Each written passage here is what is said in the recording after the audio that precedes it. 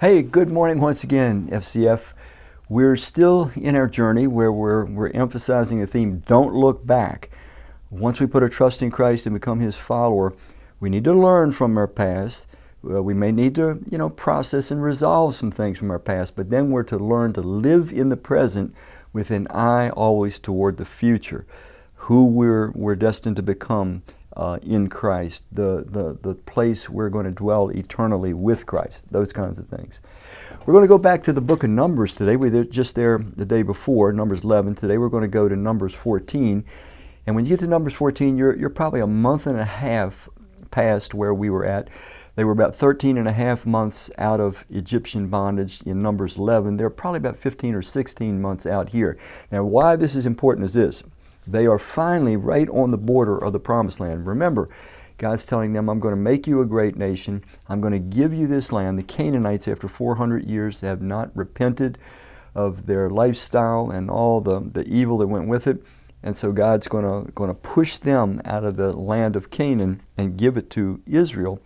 But here's the catch. Up to this point, God has done everything for Israel. When Israel were slaves in Egypt, God brought plagues upon the Egyptians so that the Egyptians would finally let them go. When they get to the Red Sea and the Egyptian army is chasing them, pursuing them, God opens up the Red Sea.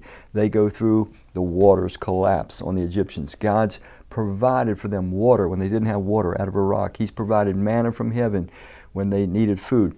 God's done everything for them, but that all changes when they get to the Promised Land. Now mind you, God has told them, He said, I'm giving you this land. It is yours.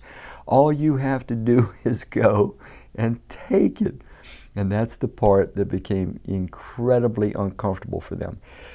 They didn't quite take in what taking the land was going to mean. I mean, I guess they kind of envisioned when they got to Canaan, it would either be uninhabited or the inhabitants there would, be moving out, just understanding, or that God perhaps would just go and kill them all in judgment. But that's not the case. God intended, you got to hear this one, God intended for His people to do something extraordinarily uncomfortable, something they had never done before. They had to go to war. They had to fight the evil that is in Canaan. In other words, God wanted to use His people to push the evil out of Canaan. And make no mistake, this meant sword to sword clashing together. It meant they were for the first time going to have to trust God to give them the power to do something that they had never done, that they were terribly uncomfortable doing, that was causing them to risk a great deal, their very lives. And when this all sunk in, they did not respond well. Moses sent spies out. They spy out the Promised Land, and it's wonderful, just like God had said, but they saw fortresses, they saw armies, and more importantly, they saw the sons of the Nephilim there, the sons of Anak. These were giants, and they were just totally destroyed as far as their courage. So, Numbers 14, it says, that night, all the people of the community raised their voices, and they wept aloud. All the Israelites grumbled against Moses and Aaron, that was his brother. And the whole assembly said to them, if only we had died in Egypt, or in this desert. Why is the Lord bringing us to this land only to let us fall by the sword? Our wives and children will be taken as plunder. Wouldn't it be better for us to go back to Egypt? And they said to each other, we should choose a leader and go back to Egypt. This was a tragic missed opportunity. All they had to do was to trust God, face doing something they have never done, something that's uncomfortable, something that's risky, but trusting God that He would enable them, that He would give them the victory that He promised, but they didn't. And the first thing that comes to mind, I'm going back to the old life. Now, how does this apply to us?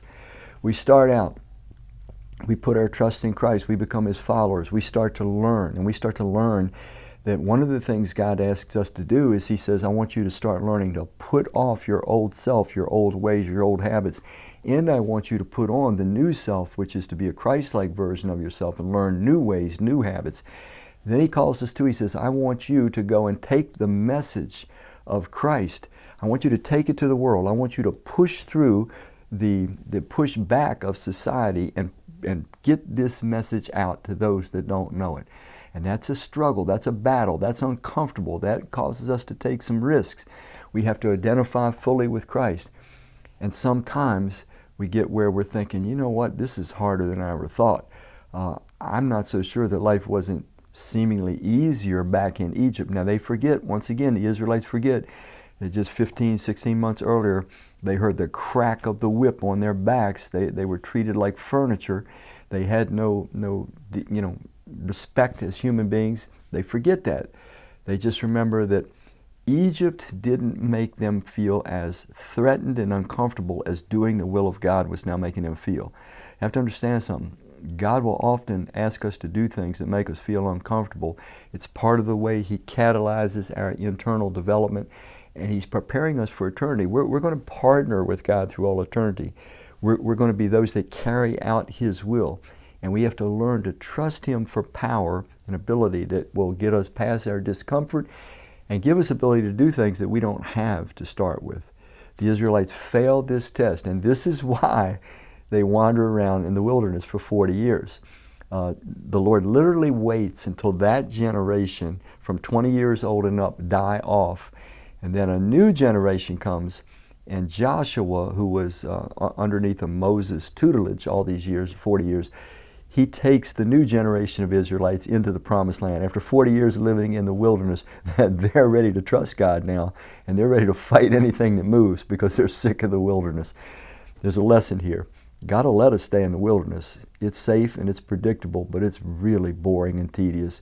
He'll even keep us alive in the wilderness. He made sure their shoes never wore out. He fed them the whole time. He provided water for them. He never forsook them.